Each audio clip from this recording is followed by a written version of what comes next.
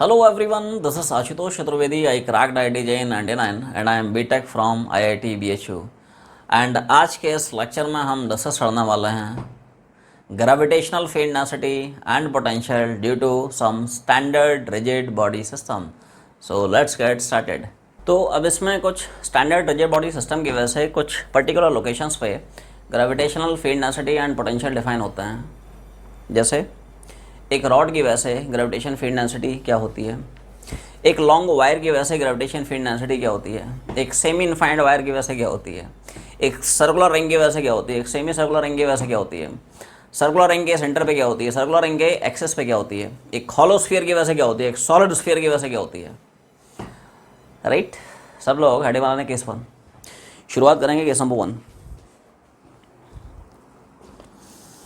Case number 1 में सब लोग हेडिंग बनाए हैं gravitational field density due to rod along its length. ठीक है. तो देख ऐसा है, जैसे मान ले सबसे पहला बेसिक एलिमेंट्री फंडामेंटल केस ये आया कि मान लेते हैं एक अपने पास रॉड है, रॉड का मास m है, लेंथ l है. रॉड मतलब it's thin and rigid rod का इजी है, थिन और रिजिड रॉड है, मास m है, लेंथ l है. ठीक है. रॉड के लेंथ के लॉन्ग, क्या बोला, रॉड के लेंथ के long at a distance d from its one and. समझ में आ रहा ना, रॉड के लेंथ के अलॉन्ग इसके एंड से डी डिस्टेंस पे, रॉड के लेंथ के along distance D from its one and, एक एंड से डी डिस्टेंस पे जो ग्रेविटेशनल फील्ड डेंसिटी का मैग्नीट्यूड होता है, it is given by this.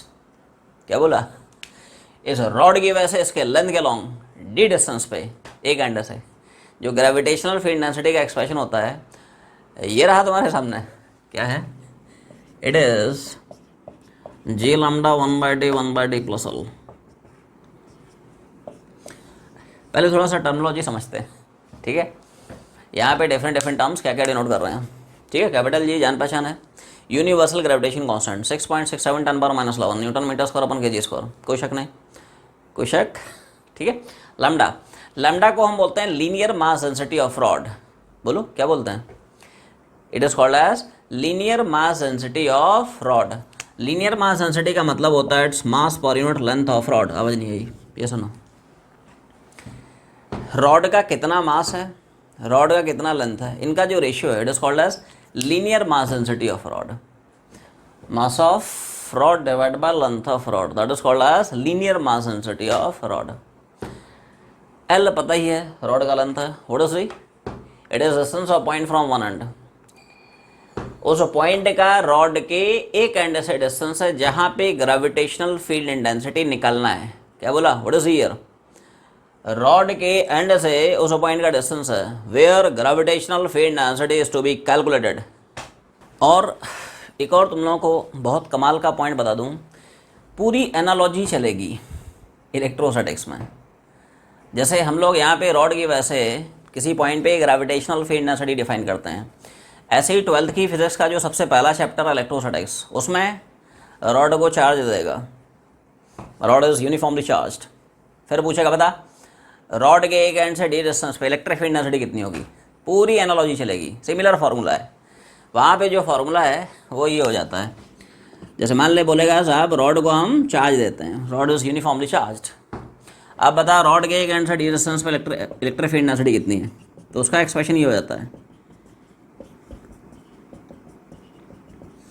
तो ग्रेविटेशन का जो चैप्टर अब बहुत अच्छे से कर ले, इलेक्ट्रोस्टैटिक्स में जीवन बहुत सुकून में बीतेगा.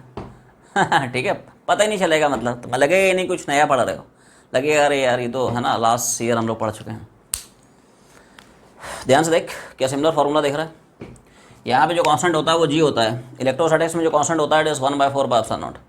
यहाँ पे चार्ज डेंसिटी होती है, यहाँ पे मास डेंसिटी होती है, यहाँ पे चार्ज डेंसिटी होती है.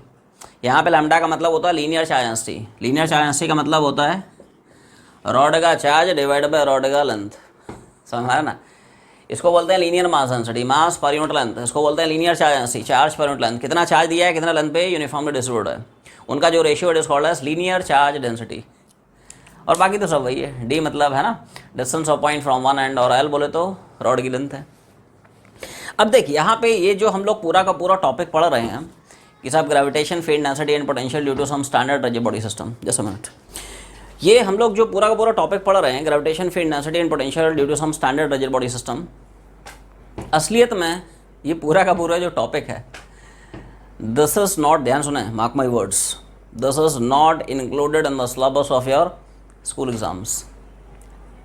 This is useful only for competitive exams.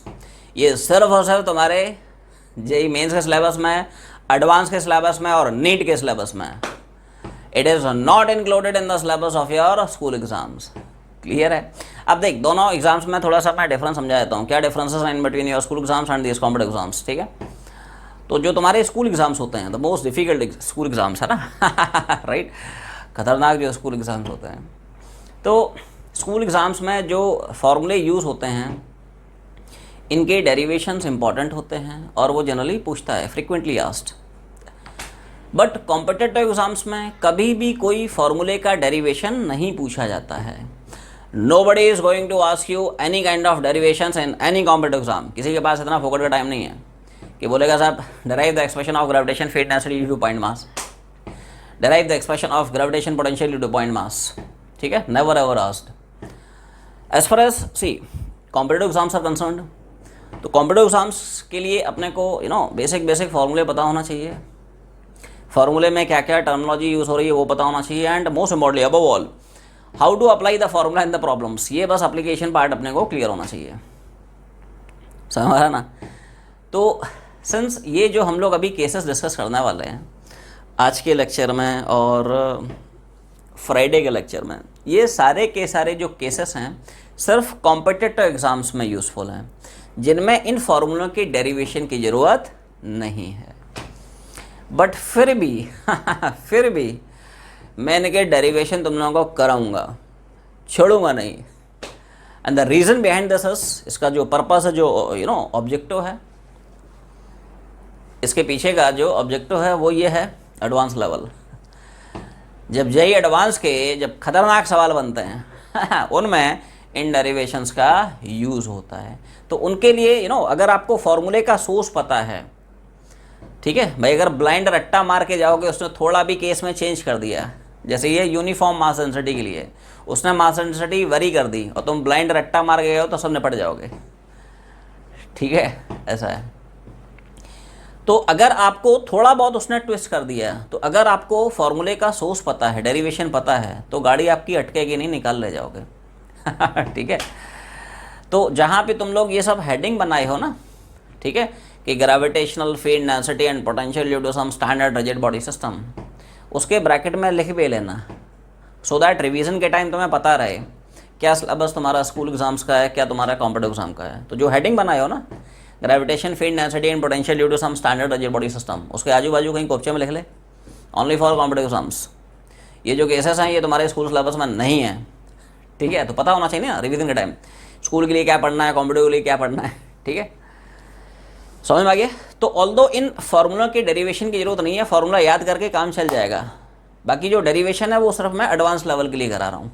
ठीक है, कि एडवांस के अगर खतरनाक सवाल बनते हैं तो उनमें डेरिवेशन की ज़रूरत कभी कभी पड़ जाती है. ठीक है, और अगर अभी डेरिवेशन को अच्छे समझ लेते हो तो 12th में इलेक्ट्रोस्टैटिक्स में बिल्कुल एनालॉजी चलेगी, वहाँ पे दिमाग लगाने की जरूरत नहीं पड़ेगी. ठीक है, तो अप्रोच इसमें ये होता है, डेरिवेशन पर आ रहे हैं, क्या है फार्मूला, आ कहाँ से गया, नहीं इतना भारी भरगम सा फार्मूला क्या है. तो डेरिवेशंस देखो थोड़े से ट्रिकी हैं, थोड़े से लेंदी हैं, इनमें है ना हायर लेवल के जो इंटीग्रेशन है उसका भी यूज़ है, integration using method of substitution. तो जिन बच्चों को इंटीग्रेशन नहीं आता, इसी बहाने उनका इंटीग्रेशन भी रिवाइज हो जाएगा. ठीक है, डरने का नहीं. ठीक है, पेशेंस से बस डील करने का. ठीक है, पेशेंस से बस है ना टिके रहें, जमे रहें. ठीक है, मैदान नहीं छोड़ना है. ठीक है इधर देख, तो यहाँ पे अप्रोच ही होता है कि एक यहाँ पे हम डिफरेंशियल एलिमेंट लेते हैं, एक छोटा सा पार्टिकल कट करते हैं, समझ में आ रहा ना. यहाँ पे हम एक छोटा सा एलिमेंट लेते हैं, एक छोटा सा पार्टिकल कट करते हैं, उस छोटे से पार्टिकल की वजह से यहाँ पे छोटा सा ग्रेविटेशनल फील्ड डेंसिटी निकालते हैं. देख ऐसा है, तो मैं ये बोल रहा था कि यहाँ पे एक छोटा सा डिफरेंशियल एलिमेंट लेते हैं, उस डिफरेंशियल एलिमेंट की वजह से उस पॉइंट पे डिफरेंशियल फील्ड इंटेंसिटी निकालते हैं. टोटल फील्ड डेंसिटी निकालने के लिए उसी को इंटीग्रेट कराते हैं. This is the approach. Apply कैसे करते हैं, एक एक बात ध्यान से सुना है ना. देखो हम क्या करेंगे साहब, यहाँ से एक्स डिस्टेंस पे, ठीक है, dx की लेंथ का, dx मतलब बहुत छोटा है. फिजिक्स में जिन क्वांटिटीज़ के पीछे अगर d लग जाता है इसका मतलब वो बहुत छोटा है. ठीक है, तो x डिस्टेंस पे dx की लेंथ का ये छोटा सा एक डिफरेंशियल पार्टिकल लेंगे। मान लिया इस छोटे से पार्टिकल का छोटा सा मास dm है, जहां भी d लग जाए पहले समझ लो वो बहुत छोटा है, dx है, dy है, dp है ना dm है, बहुत छोटा छोटा है। ठीक, इस डिफरेंशियल मास की वजह से यहाँ पे डिफरेंशियल फील्ड निकालेंगे, टोटल निकालने के लिए इंटीग्रेट करेंगे। ठीक है, तो देखो सबसे पहले देखते हैं इस छोटे से पार्टिकल का छोटा सा मास क्या है। ठीक है, तो थोड़ा सा लिख लें सब लोग, थोड़ा सा लिखें। Consider a differential particle of length dx, then mass of the particle is, mass of the particle is. तो मास को निकालने का बहुत सिंपल सा लॉजिक है। याद करो जो हम लोग लॉज ऑफ मोशन में हैवी स्ट्रिंग पढ़ा करते थे, तो वहाँ पे भी किसी भी पोर्शन के मास को निकालने का क्या मेथड सीखे थे? पूरी स्ट्रिंग का मास डिवाइड बाय पूरी स्ट्रिंग का length multiply by length of that portion of string, that will give you mass of that portion of string. वही फंडा यहाँ पे भी चलेगा। जैसे मान ले इस छोटे से पार्टिकल का छोटा सा मास लिखना है, तो आइडिया क्या, अप्रोच क्या है? पूरे रॉड का मास डिवाइड बाय पूरे रॉड का length multiplied by length of this particle, that will give you mass of this particle. Once more, है ना। देख, तो अप्रोच फिर समझें। अप्रोच ये है पूरे रॉड का मास डिवाइड बाय पूरे रॉड का length multiply by length of this particle dx, that will give you mass of that particle. ये जो मास पर यूनिट लेंथ दिख रहा है इसी को हम लोग लैम्डा बोलते हैं, linear mass density of rod. किससे डिनोट करता है? लैम्डा से। This letter is called as lambda. तो dm की वैल्यू हमने ये निकाल ली, क्या? Lambda into dx। याद आ रहा है? वैसे ही निकालते हैं जैसे हम लोग लॉज ऑफ मोशन में हैवी स्ट्रिंग को डील किया करते थे। पूरा मास डिवाइड बाय पूरा length multiply by length of this particle, that will give you mass of this particle. तो छोटे से पार्टिकल का छोटा सा मास ये निकाला है। आगे लिखें GFI, थोड़ा शॉर्टकट में लिख ले। GFI gravitation field density, GFI due to differential mass at point PS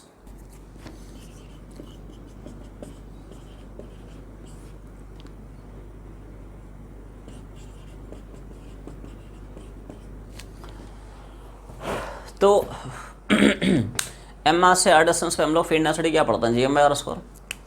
M mass से आर डिस्टेंस पे फील्ड डेंसिटी क्या पढ़ता है? तो थोड़ा ध्यान दें, है ना। इस डिफरेंशियल मास से, है ना, इस P पॉइंट पर हमें फील्ड डेंसिटी लिखनी है। तो अप्रोच वही है। ठीक है, मैंने मान लिया है छोटे से मास की वजह से यहाँ पे छोटा सा फील्ड डेंसिटी DE है। D लग जाए मतलब बहुत छोटा है। ठीक है, तो क्या होगा? GM/r²। फॉर्मूला वही है, तो G मतलब G, M मतलब छोटे से पार्टिकल का मास DM, M की जगह DM आ गया। R क्या होता है? मास से उस पॉइंट का डिस्टेंस, यहाँ पे फील्ड डेंसिटी निकालना है। ध्यान से देख, क्या इस मास से इस पॉइंट का डिस्टेंस तुम्हें कितना दिख रहा है? आवाज नहीं आई। इस मास से इस पॉइंट का डिस्टेंस ये कितना दिख रहा है? पूरा L है, x हटा दे तो ये कितना बचेगा? L-x। भाई साहब आना तो बोलो।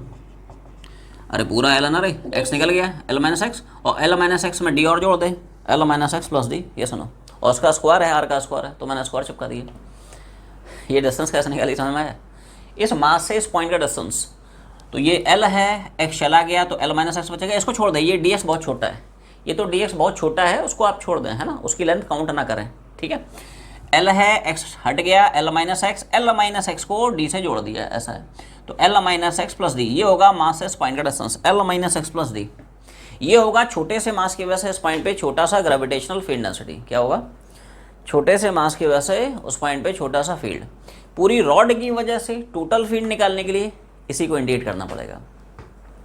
असलियत में क्या होगा? हर एक डिफरेंशियल मास की वजह से उस पॉइंट पे जो डिफरेंशियल फील्ड है उनको जोड़ना पड़ेगा, DE plus DE plus DE plus DE। और सेम फिजिकल क्वांटिटी की इन्फिनाइट वैल्यूज को जोड़ने का जो है ना, ऐड करने का जो टूल है, इट इज इंटीग्रेशन। इसलिए हम टोटल फील्ड निकालने के लिए उसको इंटीग्रेट करा देते हैं।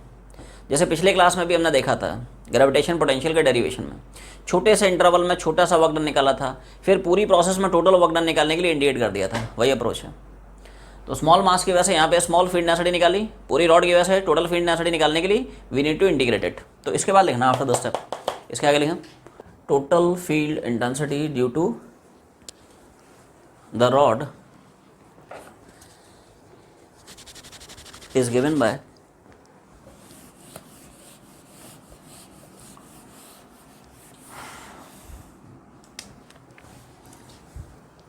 तो टोटल फील्ड डेंसिटी निकालने के लिए इसी को इंटीग्रेट करना होगा।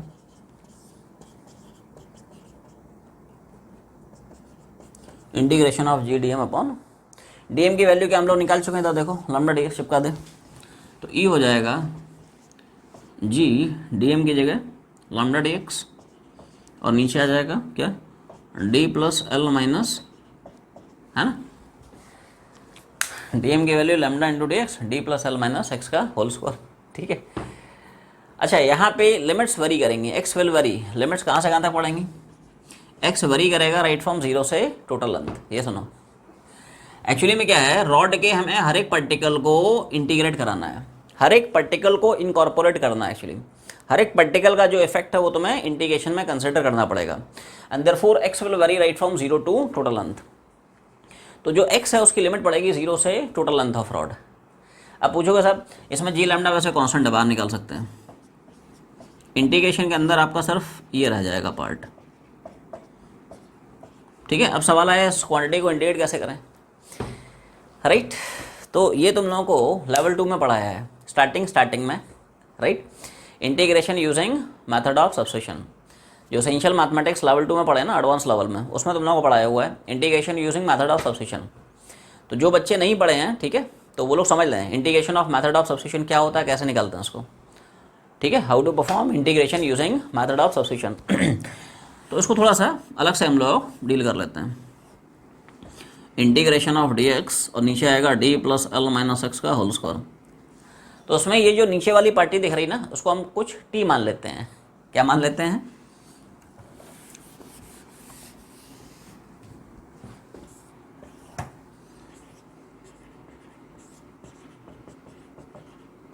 नीचे वाली जो पार्टी है उसको कुछ हम सब्स्टिट्यूट कर लेते हैं, तभी इस मेथड का नाम है integration using method of substitution.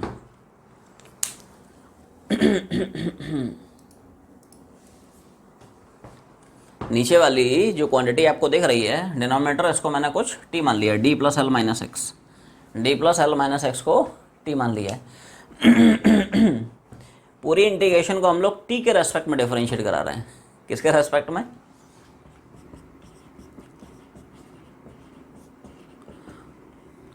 Differentiate करा रहे हैं। क्यों करा रहे हैं भी समझ में आएगा। टी का डिफरेंशिएशन टी के रेस्पेक्ट में डेज 1, डी और एल कॉन्स्टेंट है, डिफरेंशिएशन 0 हो जाएगा। एक्स का टी के रेस्पेक्ट में d x by a t, ये सुनो, एक्स का with respect to t d x by a t. तो इक्वेशन तुम्हारा इस फॉर्म में रिड्यूस हो जाएगा, 1 बराबर minus of d x by t, तो डी एक्स बराबर माइनस ए टी। समझ आया ना। तो डी एक्स की वैल्यू आ गई माइनस ए टी। अब ये जो पूरा इंटीग्रेशन है उसको हम लोग टी की फॉर्म में कन्वर्ट करेंगे। एक्स को एक्सप्रेस करेंगे as a function of t, d x को एक्सप्रेस करेंगे as a function of d t. Integration इस फॉर्म में रिड्यूस हो जाएगा अपना, d plus l minus x, इसकी जगह टी रख दिया तो टी स्क्वायर आ जाएगा, ऊपर डी एक्स की जगह माइनस डी टी चिपका दिया, डी एक्स की जगह क्या चिपका दिया, माइनस ऑफ डी टी। तो ये अब तुम्हारी स्टैंडर्ड फॉर्म की इंटीग्रेशन आ गई, इसको आसानी से हम लोग इंटीग्रेट कर सकते हैं।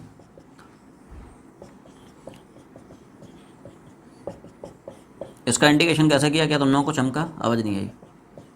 क्या हम लोग एक्स पावर एन का इंटीग्रेशन पढ़ते हैं, x power n plus one upon n plus one.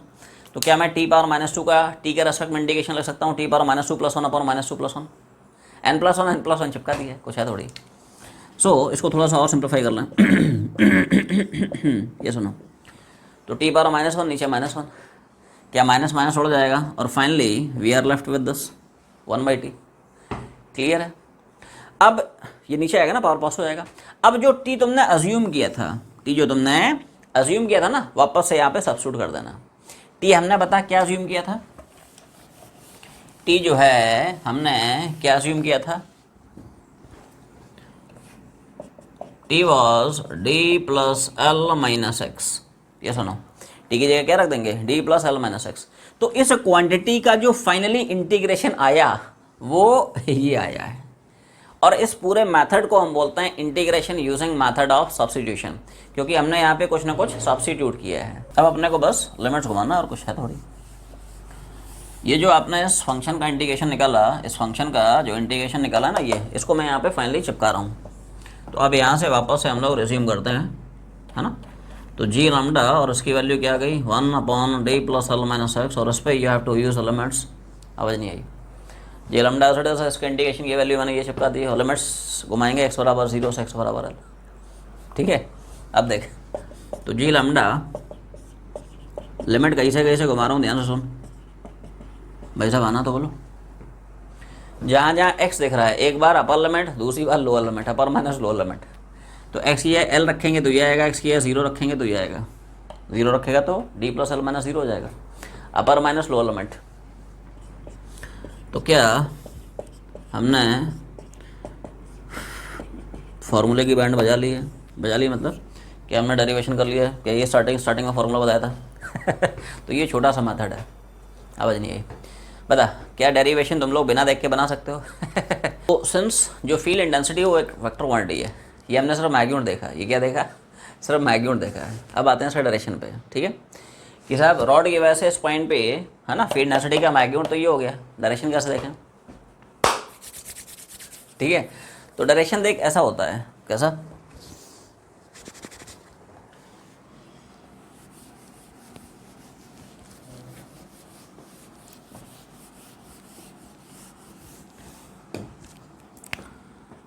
Direction ध्यान सुना, रॉड की वजह से इस पी पॉइंट पे जो डायरेक्शन ऑफ फील्ड इंटेंसिटी होती है, it is always directed towards the rod. किधर होता है, it is always directed towards the rod. अब पूछोगे साहब ऐसा क्यों होता है, लॉजिक सुन, फंडा क्या है, फंडा क्लियर करना भाई साहब, रट्टा नहीं मारना। इधर देखो फंडा क्या है, तुम लोग ऐसे सोचो कि जो rod head is a combination of several number of point masses, बहुत सारे छोटे छोटे मासेस से मिलकर बना है वो, है ना। ये डिफरेंशियल मास है, ये है, ये है, ये है, वो है, दुनिया भर के, क्लियर है। अच्छा, किसी भी पॉइंट मास की वजह से जो फील्ड इंटेंसिटी डायरेक्शन होता है, it is always directed towards the mass. ये सुनो, इस मास की वजह से इस पॉइंट पे फील्ड इंटेंसिटी किधर होगी, टुवर्ड्स द मास। इस मास की वजह से फील्ड इंटेंसिटी किधर होगी, टुवर्ड्स द मास। इस मास की वजह से field intensity towards towards towards. तो जब हर एक मास की वजह से टुवर्ड्स है, तो क्या पूरे रॉड की वजह से इस पॉइंट पे टुवर्ड्स रॉड हो जाएगा। ये सुनो, रॉड के हर एक पार्टिकल की वजह से उसी डायरेक्शन में फील्ड इंटेंसिटी मिल रही है, इसलिए पूरी रॉड की वजह से उस पॉइंट पे डायरेक्शन ऑफ फील्ड इंटेंसिटी क्या होती है, it is always directed towards the rod, along its length and towards the rod.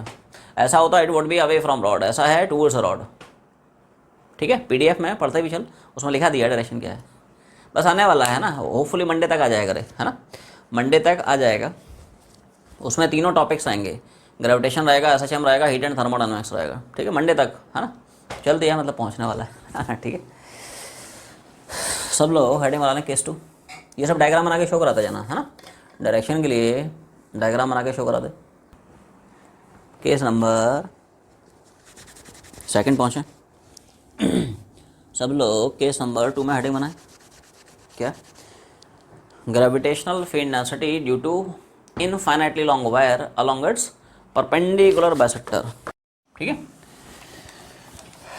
तो क्या है, किधर है ना थोड़ा सा करते हैं चर्चा इन डिटेल।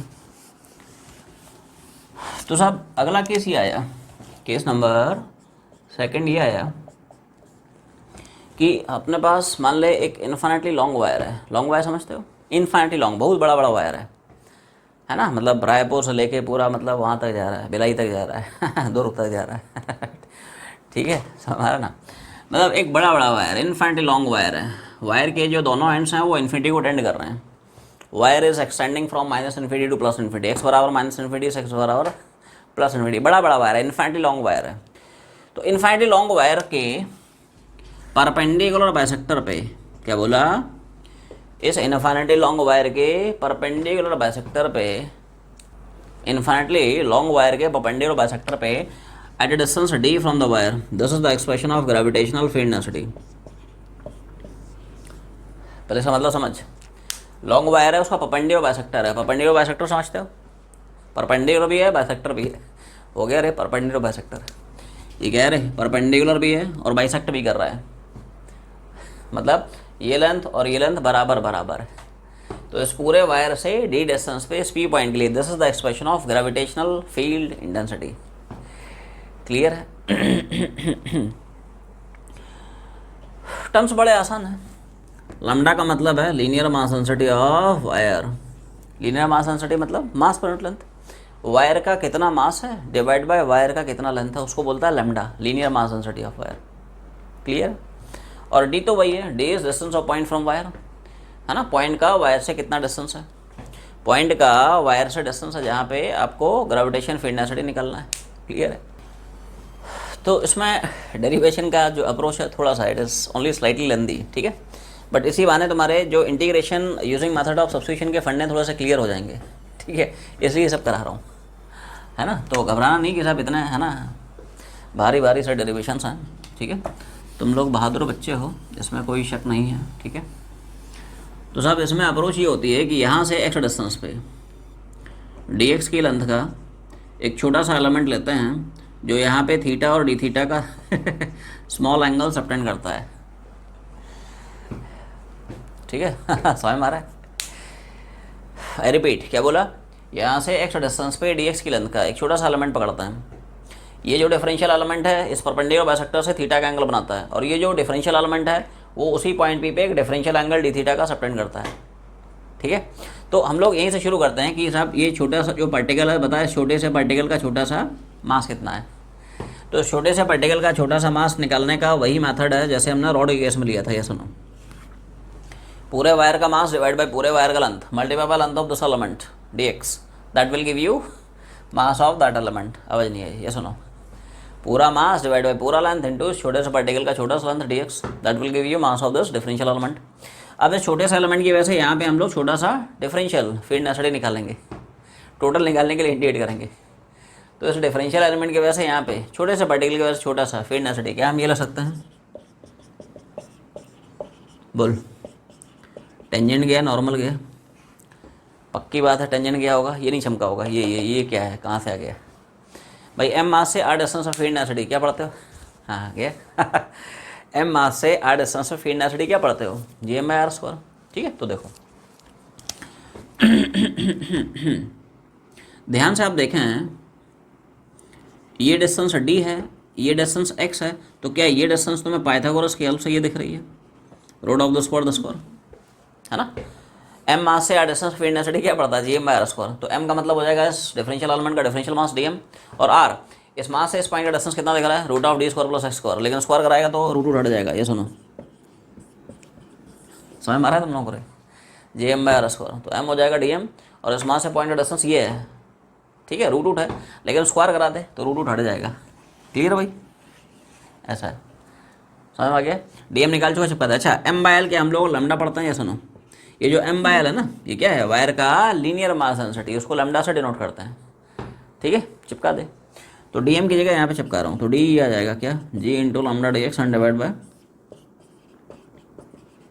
ठीक है सब। ये हो गया छोटे से एलिमेंट की वजह से छोटा सा फील्ड डेंसिटी।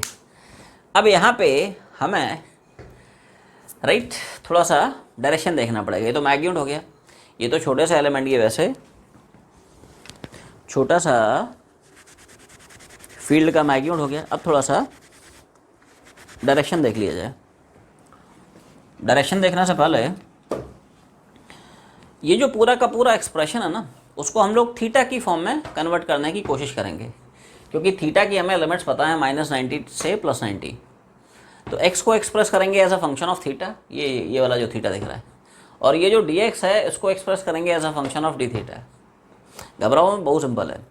तुम लोग क्या करना, इस रेक्टेंगल ट्रायंगल में tan थीटा चिपका देना। क्या इस रेक्टेंगल ट्रायंगल में tan थीटा की वैल्यू ये लिखी जा सकती है, ये सुनो, in this rectangle triangle tan theta क्या होगा, ये परपेंडिकुलर एक्स डिवाइड बाई ये बेस।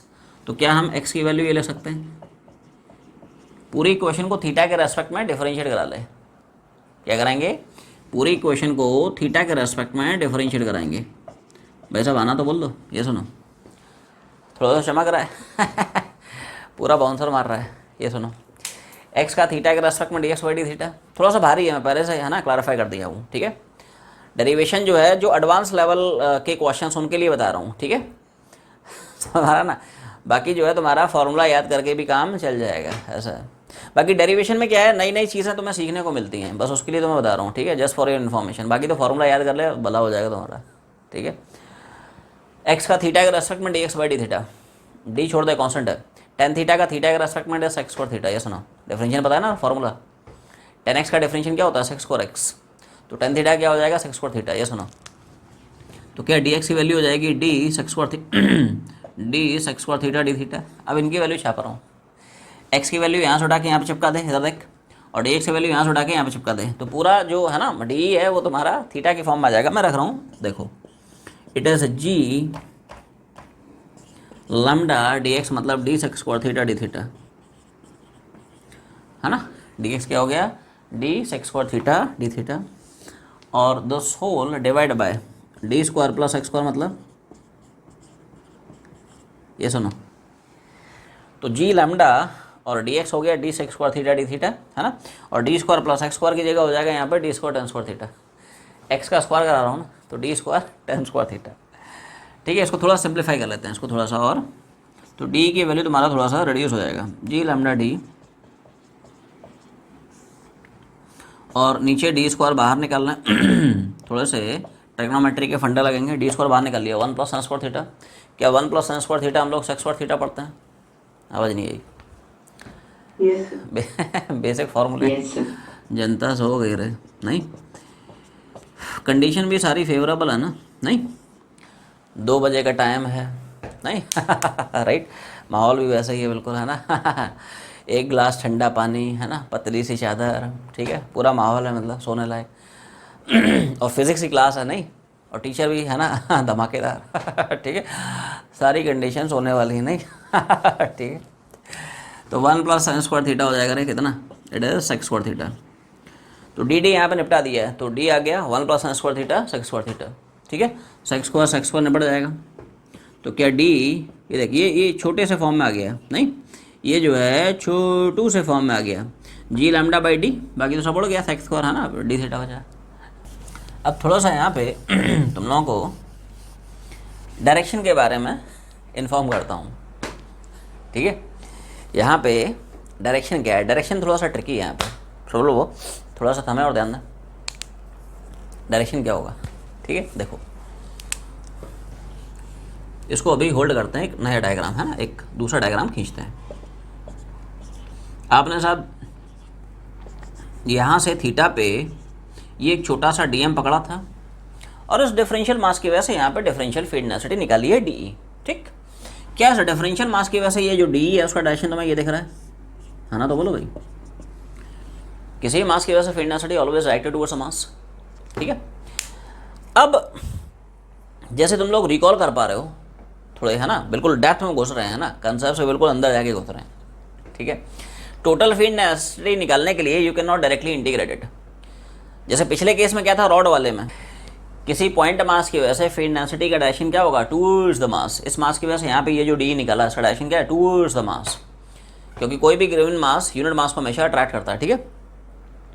अब रिजल्टेंट फील्ड निकालने के लिए हम डायरेक्टली इसको इंटीग्रेट नहीं कर सकते हैं, क्योंकि डिफरेंट पार्टिकल्स की वजह से जो फील्ड डेंसिटी है ना उसका डायरेक्शन अलग अलग है। देखो इस मास की वजह से field density towards the mass, इस मास की वजह से टूवर्ड्स द मास, इस मास की वजह से अलग जा रहा है ना। पिछले केस में क्या था, रॉड के केस में क्या था, क्या इस पार्टिकल की वजह से भी इधर, इस पार्टिकल की वजह से भी इधर, इस पार्टिकल की वजह से टूवर्ड्स मास, तो हर पार्टिकल की वजह से सेम डायरेक्शन में था, इसलिए टोटल निकालने के लिए डायरेक्टली इंटीग्रेट करा दिया था इन द प्रीवियस केस। यहाँ पे ऐसा है नहीं, यहाँ पे आपको देखना पड़ेगा कौन कौन से कॉम्पोनेंट्स जो है एडअप हो रहे हैं, कौन कौन से कॉम्पोनेंट्स कैंसल आउट हो रहे हैं। वेक्टर क्वांटिटी है ना रे, है ना, तो ध्यान से देख, क्या डी का ये हो जाएगा कॉस थीटा कॉम्पोनेंट, और डी का ये हो जाएगा साइन थीटा कॉम्पोनेंट। ध्यान से देख, ये जो डी का साइन थीटा कॉम्पोनेंट होगा ये इसके सिमेट्रिकली ऑपोजिट एलिमेंट की वजह से कैंसल आउट हो जाएगा, और नेट जो फील्ड इंटेंसिटी बचेगी it is integration of D E cos theta. ये क्या बोल रहा हूँ, क्यों बोल रहा हूँ, ध्यान से सुना है ना, बताया ना डायरेक्शन इसका थोड़ा सा ट्रिकी है, समझें। जैसे आपने यहाँ से थीटा पे ये डीएम माना, ऐसे ही यहाँ से लाइन ऑफ सिमेट्री से यहाँ पे उसी थीटा पे एक ये डीएम मान लें। ध्यान से सोचें, क्या जितना इस मास की वजह से यहाँ पे डी मिलेगा, क्या उतना ही इस मास की वजह से यहाँ पे डी मिलेगा, ये सुनो। अरे G m by r square पड़ता है ना रे, दोनों का एम बराबर आर बराबर है, तो फील्ड डेंसिटी का मैग्नीट्यूड सेम हो जाएगा, डायरेक्शन डिफरेंट होगा। एम मास से आर डिस्टेंस में फील्ड डेंसिटी का मैग्नीट्यूड क्या पड़ता है, तो जितना मास इसका उतना ही मास इसका, जितना इस मास से पॉइंट का डिस्टेंस उतना ही इस मास का पॉइंट से डिस्टेंस। तो एम सेम है आर सेम है, तो फील्ड डेंसिटी का मैग्नीट्यूड सेम होगा, डायरेक्शन डिफरेंट होगा। इस मास की वजह से टूवर्ड्स दिस मास, इस मास की वजह से टूवर्ड्स दिस मास, मैग्नीट्यूड बराबर है क्योंकि इससे इसका डिस्टेंस, इसका डिस्टेंस बराबर है, इसका मास सब बराबर है, बस डायरेक्शन अलग अलग होगा। अच्छा ध्यान से देखें, क्या डी का ये हो जाएगा कॉम्पोनेंट डी कॉस थीटा, और क्या ये कॉम्पोनेंट हो जाएगा डी का साइन थीटा? ये सुनो, वही तुम लोगों को समझा रहा था कि डी के जो साइन थीटा कॉम्पोनेंट होंगे ये सिमेट्रिकली ऑपोजिट एलिमेंट की वजह से कैंसल आउट हो जाएंगे। और क्या नेट फील्ड इंटेंसिटी यहाँ पे देखेगी integration of D cos theta, cos वाले जो कॉम्पोनेंट है ना हर एक एलिमेंट की वजह से ये जोड़ रहे हैं क्योंकि वो एक डायरेक्शन के हैं, साइन वाले जो कॉम्पोनेंट हैं वो कैंसल आउट हो रहे हैं, ऑपोजिट डायरेक्शन के हैं। तो यहाँ पे जो नेट फील्ड इंटेंसिटी आप लिखेंगे, it's not integration of D E, instead it is integration of D cos theta. क्या लिखेगा? ये बस इसमें एक छोटा सा पॉइंट है, ये बात समझ में आ गई ना। डी के साइन वाले कॉम्पोनेंट तोड़ गए, कॉस वाले इंटीग्रेट हो जाएंगे, ऐड हो जाएंगे, ठीक है। डायरेक्शन बना के शो करा दे, ठीक है। तो यहाँ पे डी की वैल्यू कितनी है इधर देखो, डी की वैल्यू है जी लैम्डा बाई डी, तो डी की वैल्यू ये चिपका दिया G lambda by D D theta, और जो भी है G lambda by D constant बाहर निकाल लें तो रिजल्टेंट फील्ड इंटेंसिटी हो जाएगी कितना, जी लैम्डा बाई डी, ये सब कॉन्स्टेंट इंडिकेशन के बाहर आ जाएगा। अब लिमिट्स थोड़ा सा ध्यान से देखें, लिमिट जाएगी -90 से +90 cos theta D theta, of course है ना, कॉस थीटा डी थीटा भी तो बचेगा, ठीक है। लिमिट्स थीटा की कैसे कैसे अप्लाई की है ये थोड़ा सा सब लोग ध्यान से सुने। इधर देखो देखो हमने जो थीटा लिया था साहब यहाँ से लिया था, तो हमें इंटीग्रेशन में क्या होता है, वायर के हर एक एलिमेंट को आपको इनकॉर्पोरेट करना पड़ेगा, हर एक एलिमेंट का इफेक्ट जो है वहाँ पे कंसिडर करना पड़ेगा, हर एक एलिमेंट को इंटीग्रेट कराना पड़ेगा। सोच के देख, इधर देख, जैसे जैसे तुम लेंथ बढ़ा रहे हो, ध्यान से देखो, क्या थीटा तुम्हें बढ़ते हुए दिख रहा है? ये देख लेंथ बढ़ रहा है, तो इधर देख थीटा बढ़ रहा है ना। और सोच जब ये लेंथ बढ़ते बढ़ते इन्फिनिटी हो जाएगा, क्या ऑलमोस्ट थीटा आपका 90 हो जाएगा? ये सुनो, इन्फिनिटी मतलब बहुत दूर चला गया है, तो ऑलमोस्ट 90 हो जाएगा, ये सुनो। अच्छा इधर वाले में क्या है, उल्टा है, इधर जाएगा ना, तो माइनस मैंने इसलिए लगाया बिकॉज वो ऑपोजिट डायरेक्शन का है, एक ही डायरेक्शन का तो प्लस होता, बट ऑपोजिट डायरेक्शन का तो माइनस लगाना पड़ेगा। ये देख -90 से +90, ये है नहीं, क्या है, -90 से +90। देखो जैसे जैसे एलिमेंट बढ़ा रहे हैं वैसे वैसे थीटा बढ़ा रहा है ना, -30 डिग्री, 45 डिग्री, 60 डिग्री, और ये आखिरी एलिमेंट के लिए क्या थीटा -90 हो जाएगा क्योंकि बहुत दूर चला गया, इन्फिनिटी पे चला गया, तो ऑलमोस्ट ये 90 बन जाएगा। और ऐसे ही यहाँ पे जैसे जैसे बढ़ा रहा है वैसे वैसे थीटा बढ़ रहा है, देख इन्फिनिटी चला जाएगा तो ऑलमोस्ट 90 हो जाएगा। तो -90 से +90 जब आप थीटा की लिमिट डालेंगे तो उसमें वायर के सारे एलिमेंट्स का इफेक्ट कंसीडर हो जाएगा, इंक्लूड हो जाएगा, इनकॉर्पोरेट हो जाएगा। लिमिट समझ में आ गई? सिंपल इंटीग्रेशन है। इंटीग्रेशन यहाँ पे भयानक नहीं है, बहुत आसान सा इंटीग्रेशन है। क्या कॉस थीटा का थीटा के रेस्पेक्ट में इंटीग्रेशन हम लोग पढ़ते हैं? आना तो बोल रहे, ये सुनो, 0 से 180 कैसे लेंगे भाई 0 से 180 कहाँ जा रहा है 0 से 180 में ये देखो ये कहाँ जा रहा है, इधर थोड़ी वायर है रे ठीक है, 0 से 180 ये देखो ये यहाँ जा रहा है, यहाँ थोड़ी वायर है, -90 से +90 समझ आया ना ठीक है, 0 से 180 थोड़ी होगा, ठीक है। हम लाइन ऑफ सिमेट्री से थीटा रीड कर रहे हैं, तो यहाँ से यहाँ तक के थीटा, देख थीटा 0 से 180 जाता, बट कब जाता, जब आप यहाँ से थीटा ले रहे होते, खचाक 0 से 180। जैसे मान ले ऐसा होता है, इधर देख मैं थीटा भाई साहब यहाँ से रीड करता, तो मेरा थीटा जाता 0 मतलब ये आखिरी वाला एलिमेंट है ना, से 180 मतलब यहाँ वाला एलिमेंट, बट हमने यहाँ से लिया नहीं है थीटा, ध्यान से देख, थीटा हमने ये लाइन ऑफ सिमेट्री से लिया है, इसलिए it will vary from -90 to +90, ठीक है। कॉस थीटा का इंटीग्रेशन, हाँ कॉस थीटा का इंटीग्रेशन हो जाएगा साइन थीटा, चिपका दे limits, G lambda by D upper limit minus lower limit, आसान है, ठीक है। तो यहाँ पे साइन 90, और ये भाई साहब क्या कर दिया, क्या तुम लोगों को चमका, आवाज नहीं आई, sine minus theta is minus sine theta, क्या घुमाया है ना, रिडक्शन फॉर्मूले रिकॉल कर पा रहे हो तुम लोग? ट्रिग्नोमेट्री में रिडक्शन फॉर्मूले क्या पढ़े हो? Sine minus theta is minus sine theta, cos minus theta is plus cos theta, याद है? तो साइन माइनस थीटा मैंने चिपका दिया, माइनस, ये माइनस अलग है, ये sine minus theta is minus sine theta, और ये माइनस माइनस अब है ना प्लस हो जाएगा।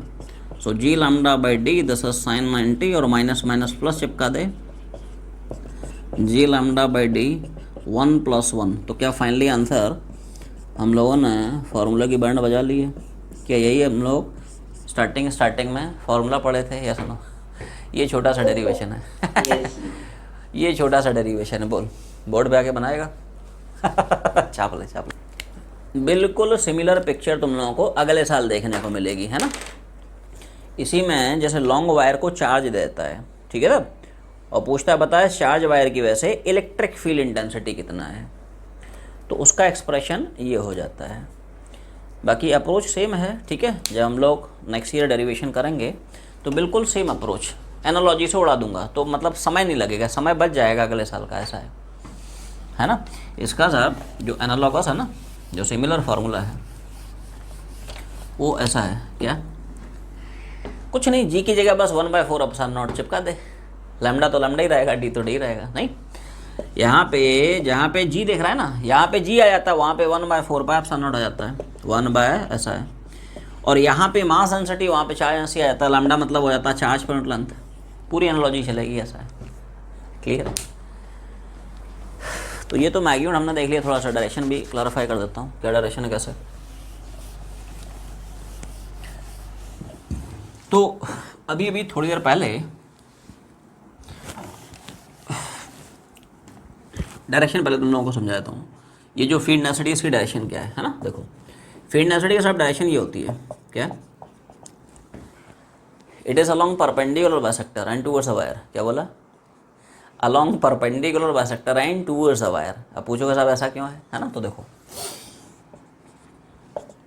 अभी हमने जो सीखा कि साहब इस डिफरेंशियल एलिमेंट की वजह से है ना डी इधर होता है ना, और इसका जो सिमेट्रिकली है ना ऑपोजिट एलिमेंट है, ठीक है भाई, उसकी वजह से अब उतना ही डी लेकिन इधर होता है ना। और डी का ये हो जाएगा cos थीटा कॉम्पोनेंट, और ये हो जाएगा, और वही कहानी फॉर दिस एलिमेंट, डी का ये हो जाएगा डी cos थीटा, ये क्या हो जाएगा, और साइन वाले कॉम्पोनेंट कैंसिल आउट हो जाएंगे। तो रिजल्टेंट ग्रेविटेशन फील्ड इंटेंसिटी हम लोग लिखे क्या थे, यहीं से तो स्टार्ट किए थे डेरिवेशन। ई बराबर integration of D cos theta, cos theta वाला जो कॉम्पोनेंट है वही तो ऐड हो रहा है, साइन वाला तो वैसे ही उड़ गया। तो ध्यान से देख, क्या जिधर डी cos थीटा होगा that will be direction of this resultant field, ये सुनो, क्योंकि फील्ड है क्या है, integration of D cos theta ही तो है। तो जिधर डी cos थीटा, ध्यान से देख, क्या उस डायरेक्शन में ही होगा, इसलिए मैंने ई का डायरेक्शन ये बनाया। फंडा समझ में आ गया? ई का डायरेक्शन डी cos थीटा, और डी cos थीटा इधर है, इधर देख किधर है, along perpendicular bisector and towards wire. क्या है? Along its perpendicular bisector and towards, ऐसा होता है अवे फ्रॉम वायर, ऐसा है क्या, टूवर्ड्स वायर, ठीक है। उसमें थ्योरी में पढ़ते भी चलें, डायरेक्शन लिखा दिया। तो सब लोग केस नंबर 3 हेडिंग बनाए, gravitational field intensity due to semi infinite wire, gravitational field intensity due to semi infinite wire at a distance d from its one end perpendicular to its length, at a distance d from its one end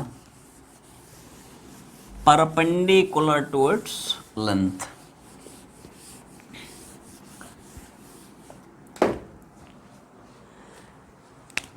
तो साहब case number अगला ये आया कि जो है, जैसे मान ले एक अपने पास सेमी इनफाइनाइट वायर आया। Do you understand the difference in between infinity long wire and semi infinite wire? Infinity long wire मतलब ऐसा वायर जिसके दोनों डायरेक्शन से लेंथ जो है इन्फिनिटी को टेंड कर रहे हो, माइनस इन्फिनिटी से plus infinity. Semi infinite wire मतलब ऐसा वायर जिसकी एक डायरेक्शन में it is having finite length, दूसरे डायरेक्शन में लेंथ इज इनफाइनाइट। डिफरेंस समझ में आ गया? इसको बोलता है सेमी इनफाइनाइट वायर। तो मान ले कोई सेमी इनफाइनाइट वायर है, लीनियर मास डेंसिटी लैम्डा है, तो इस वायर के एक एंड से डी डिस्टेंस पे, क्या बोला, वायर के एक एंड से डी डिस्टेंस पे perpendicular to its length, length के परपेंडिकुलर, इस पी पॉइंट पर, this is the expression of field density. Point समझ में आया? कहाँ पे लाई कर रहा है? वायर के एक एंड से डी डिस्टेंस पे कैसा है, परपेंडिकुलर टू इट्स लेंथ, इस पी पॉइंट पर दो डायरेक्शन में फील्ड इंटेंसिटी रहते हैं, one is along the length, other one is perpendicular to length. क्या बोला? इस पी पॉइंट पर दो डायरेक्शन में फील्ड रहता है, एक along the length of wire G lambda by d, दूसरा परपेंडिकुलर, ये perpendicular to length of wire. ठीक है, ये बिल्कुल वैसा ही केस है जैसा पिछला केस हम लोग डिस्कस किए, और डेरिवेशन का जो अप्रोच है बिल्कुल कॉपी पेस्ट है। क्या है? कंट्रोल से ही कंट्रोल वी, पहले इतना छापा है। ठीक है, ठीक है, तो ऐसा है। कैसा अप्रोच? बिल्कुल वही है। क्या कि साहब एक्स डिस्टेंस पे डी एक्स के लेंथ का अलग से देख लेते हैं, छोड़ो उसको, छोड़ो, अलग से थोड़ा सा पकड़ लिया जाए। क्या बोला साहब? एक्स डिस्टेंस पे है ना, डी एक्स की लेंथ का एक छोटा सा एलिमेंट पकड़ा, ये एलिमेंट यहाँ से थीटा और ये छोटा सा डिफरेंशियल एलिमेंट यहाँ पे डी थीटा एलिमेंट। ठीक है, डी थीटा का एंगल सबटेंड कर रहा है, बिल्कुल वही कहानी है। तो शुरू करते हैं इस छोटे से पार्टिकल के छोटे से मास से। तो अब मेरे ख्याल से तुम लोगों को दिक्कत नहीं आनी चाहिए, क्योंकि वैसे ही केस है जैसा पिछला वाला था। तो इसका मास कैसे लेगा? पूरे का मास डिवाइड बाय पूरे वायर का लेंथ, ठीक है, मास पर लेंथ, और multiply by length of this element, that will give you mass of this element. M by l, इसी को लैम्डा बोलता है। लैम्डा क्या है सब? है ना, पूरे वायर का मास डिवाइड बाय पूरे वायर का लेंथ, लीनियर मास डेंसिटी बोलते हैं। तो उसकी जगह लैम्डा चिपका दें। तो डीएम कितना हो गया सब? डीएम एस अप्रोच वही है। बता, इस छोटे से एलिमेंट की वजह से पी पॉइंट पर छोटा सा फील्ड डेंसिटी कितना आएगा?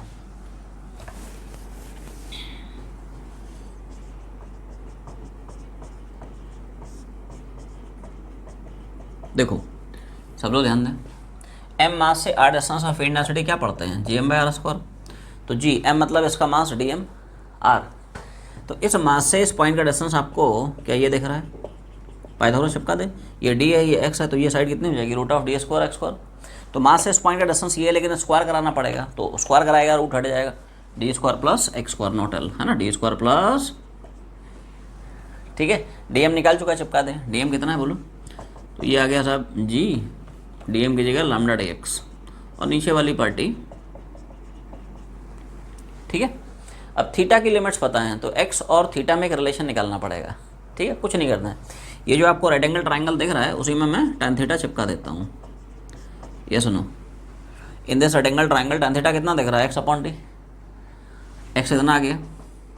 ये क्यों कर रहा हूँ कि समझ में आ जाएगा। पूरी इक्वेशन को दोनों साइड से थीटा के रेस्पेक्ट में डिफरेंशिएट करा दें। क्या बोला? पूरी इक्वेशन को दोनों साइड से थीटा के रेस्पेक्ट में डिफरेंशिएट कराएं। तो एक्स का थीटा के रेस्पेक्ट में d x by d theta, d छोड़ दे, tan थीटा का सेक स्क्वायर थीटा। तो डी एक्स की वैल्यू क्या अपनी आ गई? D sec square theta D theta. क्या आ गई? It is d sec square theta D theta. ठीक है, ये कुछ नया नहीं पढ़ रहे, वही है, पूरा कॉपी पेस्ट है जो हम लोग पिछले केस में कर चुके हैं। चिपका दे, एक्स की वैल्यू छाप दे, डी एक्स की वैल्यू छाप रहा हूँ, देखो। तो यहाँ पे D G lambda D X मतलब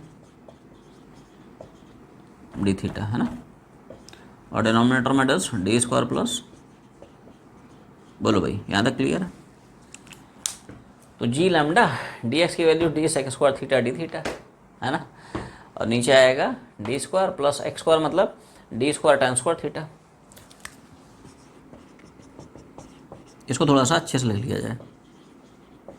नीचे से डी स्क्वायर बाहर निकालना है, 1 plus tan square theta. D square बाहर निकालिए ना, 1 प्लस tan स्क्वायर थीटा। क्या 1 plus tan square theta sec square theta हो जाएगा?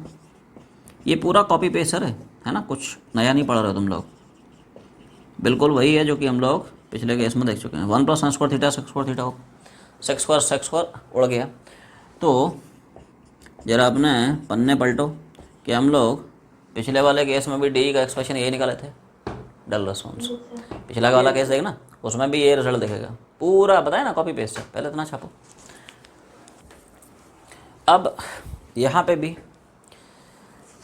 ये है, छोटे से एलिमेंट की वजह से छोटा सा फील्ड। टोटल फील्ड निकालने के लिए you can not directly integrated. हाँ, ये क्या है? छोटे से एलिमेंट की वजह से छोटा सा फील्ड है। टोटल फील्ड निकालने के लिए डायरेक्टली इंटीग्रेट नहीं कर सकते, क्योंकि हर एक एलिमेंट की वजह से फील्ड तुम्हें अलग अलग डायरेक्शन मिलेगी। समझ में आ रहा ना? इस पार्टिकल की वजह से टूवर्ड्स द मास, इस पार्टिकल की वजह से टूवर्ड्स द मास, इस पार्टिकल की वजह से टूवर्ड्स द मास। कंपोनेंट देखना पड़ेगा। ठीक है, कैसे कैसे देखते हैं देखो। थोड़ा सा डायरेक्शन में ध्यान देना भाई, है ना, डायरेक्शन को थोड़ा सा अलग से पकड़ो।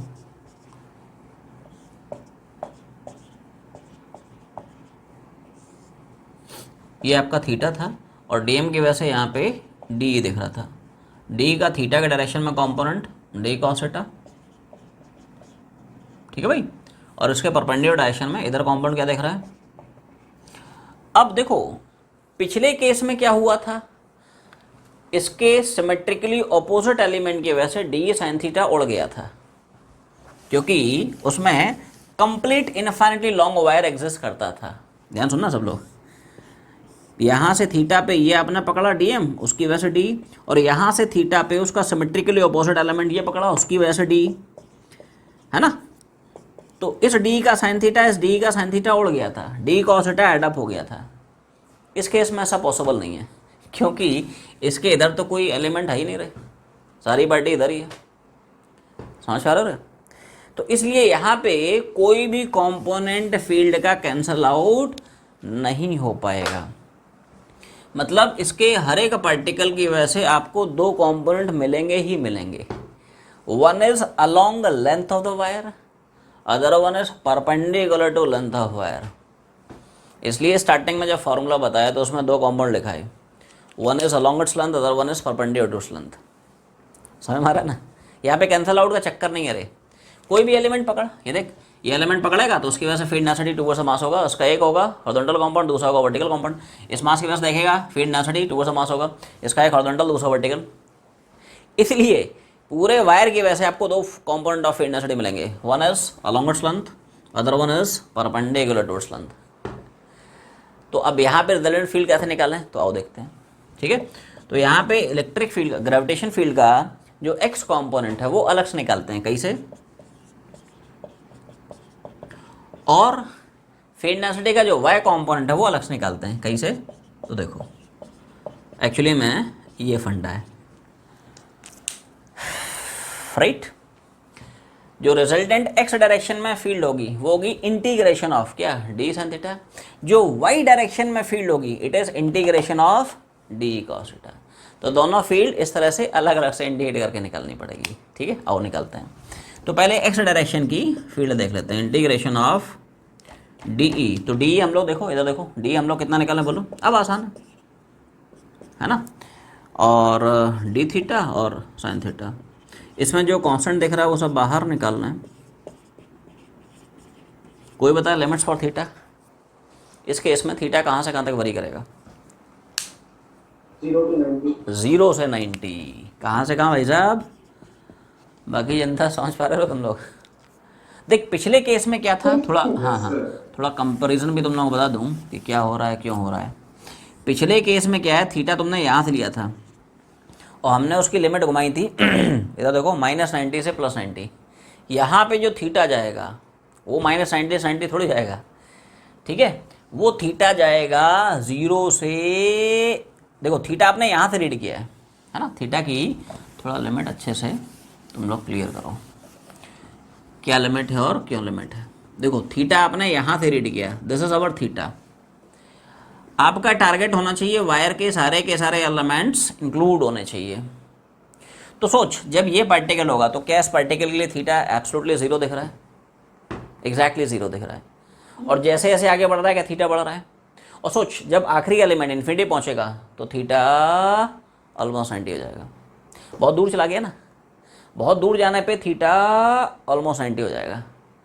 तो जब 0 होगा तो ये एलिमेंट 30 होगा, तो ये एलिमेंट 45 होगा, तो ये 60 होगा ये, और 90 पे ये आखिरी वाला इन्फिनिटी वाला एलिमेंट भी इंटीग्रेट हो जाएगा। तो 0 से 90 में हम इस वायर के हर एक पार्टिकल को इंटीग्रेट कर ले जाएंगे। लिमिट अब क्लियर है, समझ में आ गई। अब सिंपल है रे, बोल साइन थीटा का इंटीग्रेशन क्या होता है।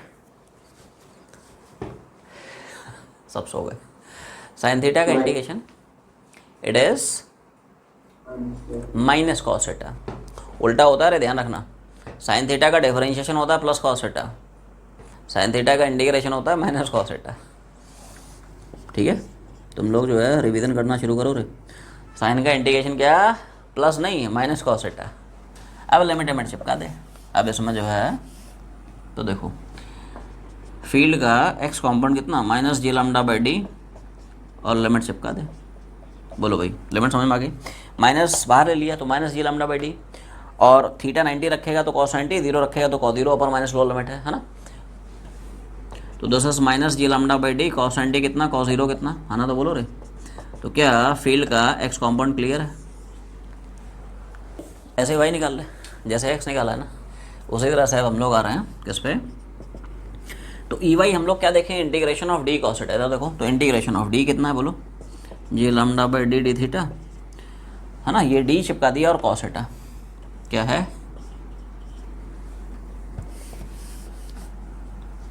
तो इसमें जो है G lambda by D constant है बाहर निकालना है कॉस थीटा डी थीटा। तो जी लैम्डा बाई डी बाहर निकाल ले कॉस थीटा डी थीटा और थीटा वही क्या लिमिट हम लोग पढ़ चुके हैं कहाँ से कहाँ तक वरी कर रहा है 0 से 90। बोल कॉस थीटा का इंटीग्रेशन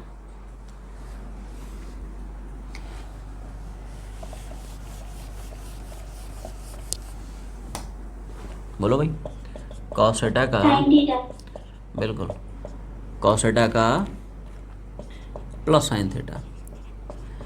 देख कॉस थीटा का डिफरेंशिएशन होता है minus sine theta cos theta का इंटीग्रेशन क्या होता है प्लस साइन थीटा। ठीक है ध्यान रखें। तो G lambda by D it is sine 90 sine 0 खड़ाक। तो इसी बहाने तुम्हारे इंटीग्रेशन के फंडे क्लियर हो रहे हैं। ठीक है थोड़ा सा ट्रिग्नोमेट्री के फंडे क्लियर हो रहे हैं। तो साइन 90 मतलब डेरिवेशन में बहुत सारे नए नए है ना नई नई चीज़ें हमें सीखने को मिलती हैं इसलिए सब डेरिवेशन करा रहा हूँ। ठीक है कभी कोई ऐसा सवाल आ जाए जिसमें इस तरह का इंटीग्रेशन फंस जाए मेथड ऑफ सब्स्टिट्यूशन का यूज़ हो तो वो इसी बहाने है ना तुम्हारे फंडे क्लियर होते हैं। ठीक है तो ऐसा मत सोचना कि साहब फॉर्मूले की जरूरत नहीं है ना मतलब डेरिवेशन की जरूरत नहीं है तो क्यों कर रहे हैं। ठीक है तो कई सारी नई नई चीज़ें तुम्हें सीखने को मिलेंगी। साइन 90 हो गया साइन है ना 0 हो गया। तो क्या ई वाई की वैल्यू भी तुम्हें वही दिख रही है। फाइनल समरी पे आते हैं छपले। अब फाइनल रिजल्ट पे आते हैं। ठीक है फाइनली इसका रिजल्ट क्या निकला कि साहब ये था तुम्हारा सेमी इनफाइनाइट वायर और इससे डी डिस्टेंस पे इस पी पॉइंट पे हमने दो फील्ड नेसेसिटी देखी। एक्स डायरेक्शन में जो फील्ड दिख रही है वो कितनी साहब दिख रही है G lambda by D. Y direction में जो फील्ड दिख रही है देखो है ना वाई डायरेक्शन की जो फील्ड दिख रही है वो कितनी दिख रही है ये ऐसा है।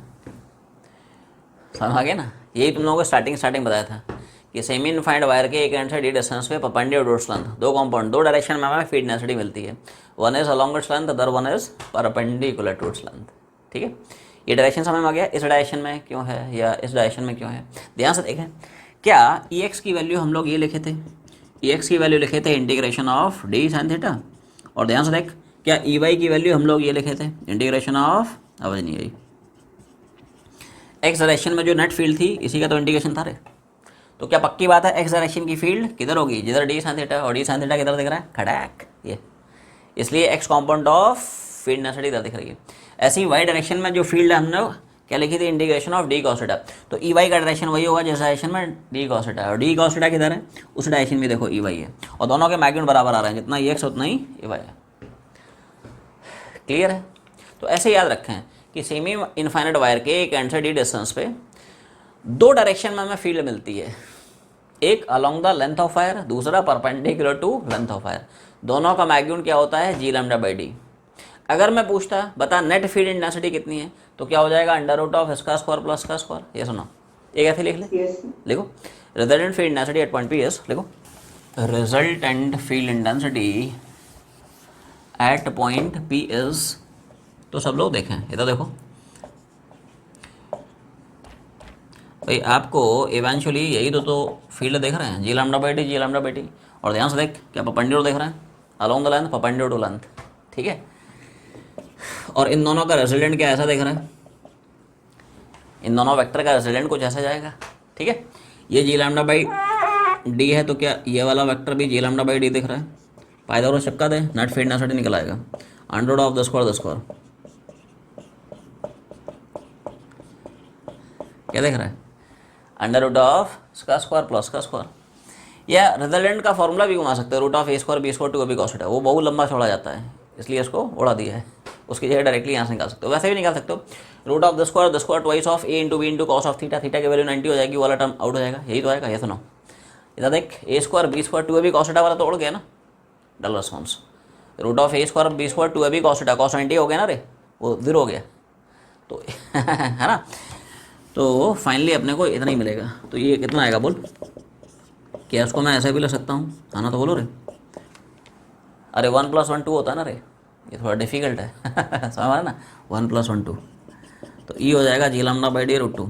एक्चुअली मैं इस पॉइंट पे जो नेट, ये तो मैंने कॉम्पाउंड के फॉर्म में बता दिया है, बट अगर तुम्हें पूछा बता सेमी इनफाइनाइट वायर की वैसे पी पॉइंट पे नेट फील्ड नेसेसिटी कितनी है, तुम्हारा जवाब क्या होगा। और क्या ध्यान से देखें, रेजल्टेंट फील्ड नेसेसिटी यहाँ से 45 के एंगल पर दिख रही है, ये सुनो, क्या ये थीटा तुम्हें 45 दिख रहा है, देखना बंद हो गया सर, टाइम हो गया है ना 2:30 बजे के बाद नहीं दिखता है अरे भाई साहब tan थीटा चिपका ना राइट एंगल ट्रायंगल में, इधर देखो, अगर तुम्हें ये थीटा देखना है ना, इसी राइट एंगल ट्रायंगल में tan थीटा चिपका दे, tan थीटा क्या होगा, फील्ड का वर्टिकल कंपाउंड अपॉन फील्ड का हॉरिजॉन्टल कंपाउंड, दोनों बराबर है ना रे, जे लैम्डा बाई डी इच 10/10, तो tan थीटा 1 थीटा कितना आएगा 45, थीटा कितना आ जाएगा, इट इज़ 45, ऐसा है, क्लियर है, छापते चलें। बट ध्यान दें, अभी जैसे तुम लोग नेक्स्ट क्लास में सवाल बनाना शुरू करोगे तो उसमें हम लोग इस फॉर्म में यूज़ नहीं करते हैं, रिजल्ट को कंपोनेंट की फॉर्म में ही यूज़ करेंगे। तो आपको जो रिजल्ट है इसी फॉर्म में याद रखना है, हम लोग सवाल बनाएंगे इसी फॉर्म में रिजल्ट यूज़ करेंगे। क्या कि वायर की वजह से आपको 2 डायरेक्शन में फील्ड मिलते हैं, कौन कौन से, one is along the length, other one is perpendicular to the length. और ध्यान रखें दोनों जो कंपोनेंट्स हैं they are always towards the wire. भाई अलॉन्ग द लेंथ इधर भी तो हो सकता है, ये है अवे फ्रॉम वायर, ये क्या है टूवर्ड्स द वायर।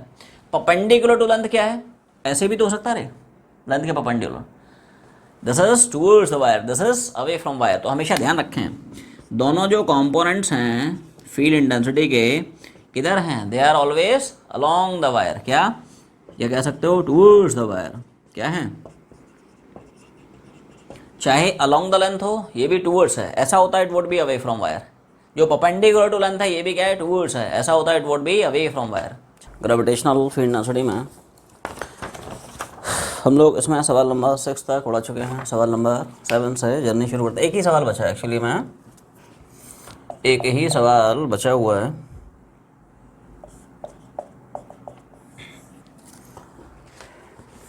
तो हाँ चिराग बनाया है। आखिरी एंड सबसे इम्पोर्टेंट जो सवाल है, सवाल नंबर लास्ट एंड सवाल नंबर जो मोस्ट इम्पोर्टेंट है, तो इसमें अपने को कुछ उसने इस तरह से दे रखा है।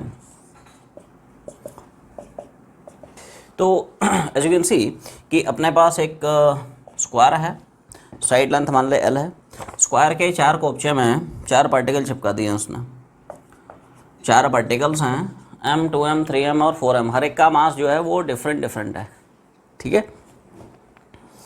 पूछता है बता resultant field necessity at the centre of the square कितना होगा, स्क्वायर के सेंटर पे नेट ग्रेविटेशनल फील्ड नेसेसिटी कितनी होगी। तो अप्रोच वही है, this problem is again based upon superposition principle of gravitational field necessity, ठीक है। अप्रोच क्या होती है, हर एक मास की वजह से उस पॉइंट पे इंडिविजुअल फील्ड नेसेसिटी निकालेंगे, उनके मैग्नीट्यूड क्या हैं, उनके डायरेक्शंस क्या हैं, and then take out their vector sum, then take out their resultant, that will give you net field necessity, resultant field necessity, total field necessity. So this is the approach. Apply कैसे करते हैं सुनना ध्यान से, इधर देख, पहले एक काम करते हैं किसी भी मास से सेंटर का जो डिस्टेंस है वो निकालते हैं। ध्यान से देखें, क्या ये सारे डिस्टेंस तुम्हें बराबर दिख रहे हैं, क्या हर एक मास से स्क्वायर के सेंटर का डिस्टेंस बराबर दिख रहा है, आवाज़ नहीं आई, ये सुनो। और क्या वो जो डिस्टेंस होगा वो डायगोनल का आधा होगा, स्क्वायर के डायगोनल का हाफ, जैसे मान लेता हूँ स्क्वायर का ये पूरा डायगोनल मान ले डी है, ठीक है। पहले डी से निपट लेते हैं, तो क्या डी की वैल्यू तुम्हें ये दिख रही है, ये सुनो, स्क्वायर का जो डायगोनल, इसे रेक्टेंगल ट्रायंगल में पाइथागोरस चिपका रहा हूँ, तो डी कितना हो जाएगा root of L square and L square, क्या under root of L square and L square, this is root of 2L square, that is diagonal पता चल गया। आर की वैल्यू इस डायगोनल का आधा कर दें, ये जो डिस्टेंस दिख रहा है ना, ये डिस्टेंस है, ये डिस्टेंस है ना, ये सारे जो डिस्टेंस हैं इस डायगोनल का या इस डायगोनल का आधा होगा। स्क्वायर है, स्क्वायर के दोनों डायगोनल्स बराबर होते हैं, स्क्वायर के भी दोनों बराबर होते हैं, और है ना, ठीक है, रेक्टेंगल के भी बराबर होते हैं। अब आर की वैल्यू इस डायगोनल का आधा चिपका दे, ये जो डिस्टेंस है, distance of each corner, distance of each corner of square from centre, तो it is half of total diagonal. तो डायगोनल हो गया कितना L√2, और इसका आधा करेगा तो कितना हो जाएगा, √2 निपट जाएगा, इट इज L/√2। अब let's start with small m, बता m मास से r डिस्टेंस पे सेंटर पे ग्रेविटेशनल फील्ड डेंसिटी कितनी होगी। r की वैल्यू अपने को पता है, बाद में चिपका देंगे, ठीक है। m मास से r डिस्टेंस पे this the expression of gravitation field density g m/r²। Clear है। डायरेक्शन क्या होगा, तो भाई साहब मास की वजह से किसी पॉइंट पे फील्ड डेंसिटी डायरेक्शन क्या हम लोग पढ़ चुके हैं, छोटा सा देख लेते हैं, थोड़ा सा डायग्राम एक है ना दूसरा बना लेते हैं। ये m था, दिस इज ठीक है 2m, ये 3m था, है ना। तो m मास से सेंटर पे फील्ड डेंसिटी का मैग्नीट्यूड ये है ना g m/r², और डायरेक्शन क्या होता है, it is always directed towards a mass. Clear है। अब ध्यान से सोच, अगर m मास से r डिस्टेंस पे फील्ड डेंसिटी e है, तो क्या सोच 2m मास से उसी r डिस्टेंस पे फील्ड डेंसिटी डबल हो जाएगी। ये सुनो, देखो r तो हर एक का सेम है यहाँ पे अगर आप ध्यान से नोटिस कर पा रहे हैं, distance of point from each mass, हर एक मास से जो पॉइंट है उसका डिस्टेंस तो बराबर है r, कोई शक नहीं है। तो r की वैल्यू तो सबके लिए सेम है। मास डबल कर देगा, फील्ड डेंसिटी डबल हो जाएगी। 2m है ना रे, मास डबल कर दिया, फील्ड डेंसिटी डबल। तो अगर m मास से r डिस्टेंस ऑफ सेंटर के लिए फील्ड डेंसिटी e है, तो क्या 2m मास से r डिस्टेंस पे फील्ड डेंसिटी डबल हो जाएगी, इट इज 2e, और डायरेक्शन क्या होगा, टुवर्ड्स द मास। ये सुनो, ऐसे मास ट्रिपल कर देगा तो क्या फील्ड डेंसिटी भी ट्रिपल हो जाएगी। डिस्टेंस तो सबका बराबर है, ठीक है, इस मास से इसका, इस मास से इसका, हर एक मास से सेंटर का डिस्टेंस तो बराबर है। As you can see in this diagram that is R each. Clear है। मास डबल कर देगा, फील्ड डबल, यहाँ पे मास डबल कर दिया तो फील्ड ट्रिपल हो जाएगी। तो इस 3m की वजह से क्या सेंटर पे फील्ड डेंसिटी तो मैं 3 दिख रही है, और डायरेक्शन क्या हो जाएगा, टुवर्ड्स द मास। ऐसी मास यहाँ पे 4 टाइम्स कर दिया, क्वाड्रपल बोलते हैं इसको। क्या बोलता है, क्वाड्रपल्ड। मास को उसने 4 टाइम्स कर दिया है, तो क्या फील्ड डेंसिटी भी 4 टाइम्स दिख रही है। सुनो, मास को 4 टाइम्स कर देगा तो फील्ड डेंसिटी 4 टाइम्स हो जाएगी, तो 4e हो जाएगी। कितना, r तो सबका बराबर है, इस मास से भी इस पॉइंट का डिस्टेंस r बराबर है। मास को 4 टाइम्स कर दिया, फील्ड डेंसिटी 4 टाइम्स हो जाएगा। डायरेक्शन क्या हो जाएगा, it is always directed towards mass. Clear है, मास की तरफ हो जाएगा। तो इवेंचुअली तुम्हें सेंटर पे ये 4 फील्ड इंटेंसिटी दिख रहे हैं, e है, 2e है, 3e है, 4e है। अब सवाल आया इन चारों का हम रिजल्टेंट कैसे निकालें। तो बड़ा सिंपल सा अप्रोच है, इधर अगर 2e है, इधर e है, तो क्या इन दोनों फील्ड इंटेंसिटी का रिजल्टेंट हो जाएगा 2e minus E in this direction. ये सुनो, अरे वेक्टर है ना, वेक्टर अगर सेम डायरेक्शन में होगा जुड़ जाएगा, वेक्टर अपोजिट डायरेक्शन में होगा घट जाएगा। ये सुनो, आवाज़ नहीं आई, है ना, तो बोलो भाई।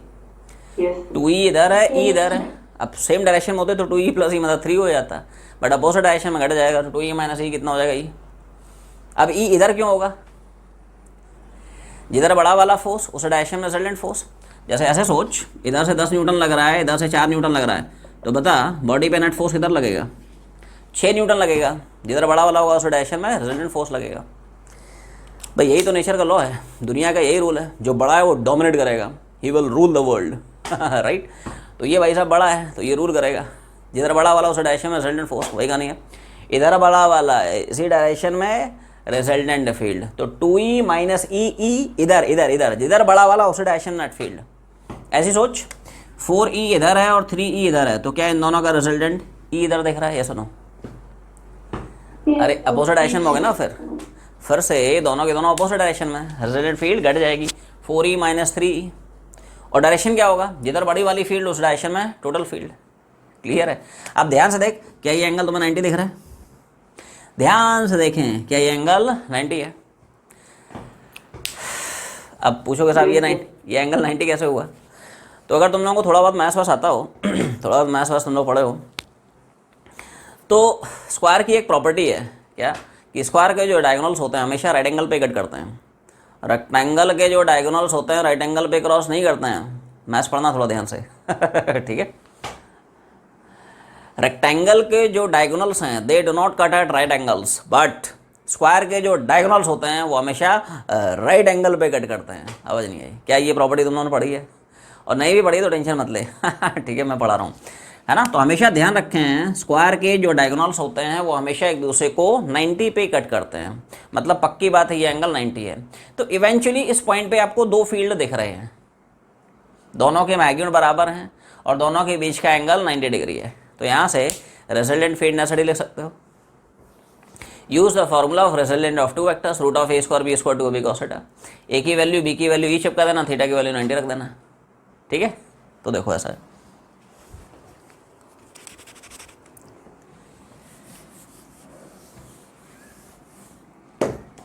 इन दोनों का जो रिजल्टेंट फील्ड डेंसिटी होगा it is under root of क्या, A square plus B square plus twice A B cos theta. पहले इतना छापला है ना।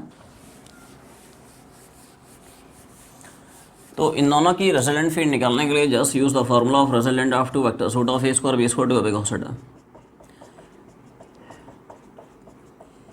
आवाज़ नहीं आई भाई साहब, आना तो बोलो। ए की वैल्यू बी की वैल्यू यहाँ पे ई चिपका दिया है, ए की वैल्यू बी की वैल्यू यहाँ पे कितना रख दिया है, और थीटा की वैल्यू नोटिस कर पा रहे हो कितना दिख रहा है 90, ठीक है। कॉस 90 शहीद हो जाएगा, ये पूरा पूरा टर्म आउट हो जाएगा। तो क्या रिजल्टेंट फील्ड डेंसिटी तुम्हें ये दिख रही है, तो क्या फाइनली आंसर अपने को ये दिखेगा। अब यहाँ पे ई है क्या, व्हाट इज ई, तो ई क्या हम लोग पहले निकाल चुके हैं। ई था एम मास से are distance of field density which is G M by R square. E की वैल्यू चिपका रहा हूँ कितनी, आर की वैल्यू क्या हम लोग पहले निकाल चुके हैं, बोलो भाई। आर की वैल्यू क्या हम लोग पहले निकाल चुके हैं, तो आर की वैल्यू भी चिपका दे कितना, it is L by root 2। तो क्या रिजल्टेंट फील्ड डेंसिटी तुम्हें दिख रही है, स्क्वायर करा दिया इसको, आर स्क्वायर है ना, तो आर स्क्वायर मतलब एल स्क्वायर बाई 2 हो जाएगा, 2 पर चला जाएगा। तो finally this your answer, finally this our answer. Clear है। ये मैग्नीट्यूड होगा, अगर इसका डायरेक्शन पूछे तो कोई बताएगा, what would be direction of this resultant field density. Vector quantity है ना भाई, direction is very very very important. हाँ शिवांगी बोल, क्या बोल रही है। Direction of resultant field density क्या देख रहा है। तो क्या हम लोग पढ़ चुके हैं कि अगर वेक्टर्स के मैग्नीट्यूड बराबर होते हैं तो उनका रिजल्टेंट पास करता है कहाँ से, एंगल बाइसेक्टर से। आवाज़ नहीं आई, ये सब है ना। सृजन दत्ता वापस आ गया रे, बहुत छुट्टी मार लिया नहीं ठीक है, अब सिंसियर रहना रे ठीक है। तो भाई साहब देख ऐसा है क्या, अगर वेक्टर के मैग्नीट्यूड बराबर होते हैं तो उनका रेसिडेंट कहाँ से पास करता है, एंगल बाइसेक्टर से, ठीक है। तो ध्यान से देख, क्या हमें इस तरह से फील्ड डेंसिटी देख रहे थे, ठीक है। एक फील्ड डेंसिटी इधर दिख रही थी, इधर देखो यहीं पे अगर डायग्राम में छापना हो, एक फील्ड डेंसिटी क्या अपने को इधर दिख रही थी, दूसरी फील्ड डेंसिटी इधर दिख रही थी। ध्यान से देख, क्या दोनों के वेक्टर के मैग्नीट्यूड बराबर हैं, तो क्या इनका रिजल्टेंट एग्जैक्टली बीचों बीच से पास करेगा। ये सुनो, मतलब जैसे अगर नामकरण करना हो इसका, अगर है ना नामकरण करना है, ए है, बी है, कुछ सी है, कुछ डी है, तो क्या मैं बोल सकता हूँ कि resultant field density will be parallel to the side of the square.